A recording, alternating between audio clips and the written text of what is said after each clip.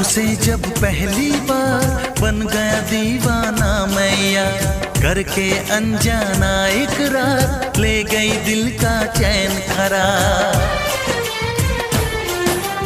देखा उसे जब पहली बार बन गया दीवाना मैया, करके अनजाना इकरार ले गई दिल का चैन करार। थोड़ी सी घबराई थी, थोड़ी सी शर्माई थी, कितना प्यारा मुखड़ा है वो तो चांद का टुकड़ा है।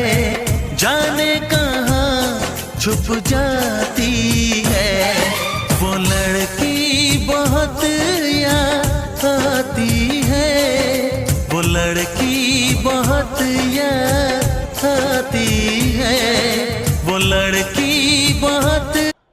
তো কীভাবে মাছটা কাটতেছে সবাই দেখেন, এবং যদি ভালো লাগে কমেন্ট বক্সে সবাই জানাবেন প্লিজ।